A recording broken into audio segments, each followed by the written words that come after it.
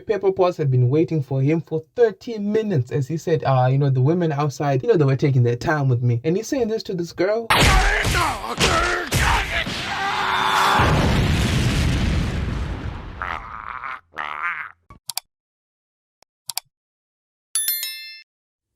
Hey guys, how you doing? What's good? What's poppin'? Welcome back to the channel. My name is Ray. I'm your host for today. So let's get down to business. So let's be honest, most of you people saw the Doctor Strange 2 Multiverse of Madness trailer, which was just amazing. It was perfect. It was phenomenal.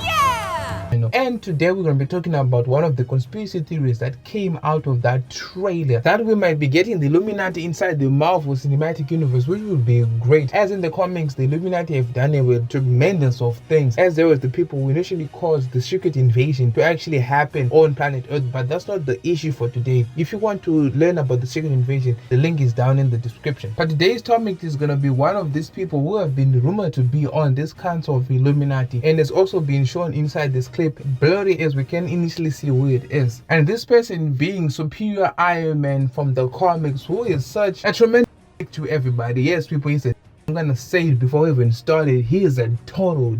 So what had happened was, back in the past when the Avengers were fighting against the Red Skull, he had used some kind of psychic powers to turn heroes into villains and villains into heroes and screw up the whole status quo. So when he was defeated and psychic backlash was sent back out into the world to turn people back into their normal selves, Iron Man shielded himself from this psychic backlash and of course stayed Superior Iron Man, as he was just a total dick to everybody. So what initially happens in this comic is it opens up. We see that She-Hulk is initially handling a gamma threat inside San Francisco. This threat being this kid called Teen Abomination, who has the powers of the Abomination and who looks like the legitimate son of the Abomination. So She-Hulk cannot contain this kid by herself, so she calls in backup in the form of Tony Stark, who comes in for the clash to help up with the team up. They keep on fighting for a few pages until Iron Man stops the conflict by slamming this kid's head into the pavement, which was a little bit too hard since this is just a kid. And this is when we figure out that this is not actually Iron Man, as he is still back at his house in a pool party with some woman, and he had been controlled this Iron Man suit from that pool party. We switch over to Tony Stark at his mansion, where he is met by Paper Potts, who calls him forth as she says they need to talk. And let's be honest, people, anybody who's seen any Iron Man movie or any Iron Man clip knows when Pepper says we need to talk, Tony Man is fucked up in some regards. I love the pacing of this comic. So we switch over inside Tony Stark's mansion, where Paper Potts had been waiting for him for 30 minutes as he said, the women outside, they were taking their time with me. And he's saying this to this girl.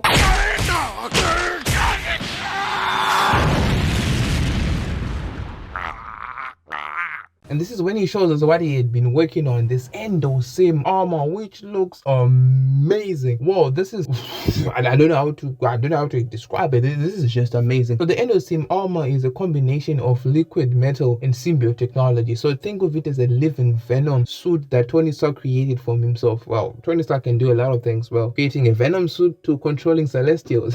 The guy is just got a huge mind. So this is when we learn what Papa Potts had come here to talk with Tony Stark about, as we learn that he created this app called Extremist. So this app initially turns ugly people into beautiful people. Yes, that's all it does. It turns us ugly people into Brad Pitt level, turns ugly people into supermodels. And Pepper's initial response is this is gonna create a social rift between the people, as not everybody has access to smartphones. As we see on the next panel, as we see a group of beautiful people harassing this homeless person, as she tells them she does not want them inside their city, as they are the beautiful people and San Francisco is for the beautiful people. But they are stopped by Daredevil, who comes in and says, hey, yo motherfuckers, you want to deal with this guy, you're gonna have to deal with me. And of course everybody starts to walk back, but then something starts happening with the people. That's when we switch back to Tony Stark, when he tells us that he is a futurist. He had seen what would happen if the app kept going on for free with people, as it would create a social rift. Again, we hear screams outside Tony Stark's mansion, and when Paper Potts runs up to this, she finds that everybody there is turning back to normal, that everybody there had been using the Extremist app and they're going back to their normal, usual body selves. The Extremist app is like a drug to people, as people had seen themselves in their most perfect form in the mirror, most having everything that they could have. And let's be honest, most guys knows this feeling. Every guy thinks that they are ugly until they start working out, or some girls start to call them beautiful or handsome. Pause. Beautiful? She's gay, my nigga. If she calls you beautiful, she has a dick inside her pants. But he had given people this hope that they could be beautiful if they were just using this app. It was was free, it was full of charge, and now people are going back to normal, and Tony Stark is charging an outrageous $100 per day for it as he flies away, leaving Pepper Potts there to deal with this whole mess. We switch over later with Pepper Potts, who's talking to this shadowy figure in the distance, and she tells him that he was right, that this was the path in which Tony Stark was going to go through. But this mysterious figure tells Pepper not to worry, as they had initially planned for this to happen, and we get the most awesome reveal as we see this is Iron Lad. Yes, people, Iron Lad, an alternate version of Kang the Conqueror, who's actually a good guy. And this is where the issue ends. Wow, people, this is just amazing. So we get a Hall of Fame full of people in this comic, and shit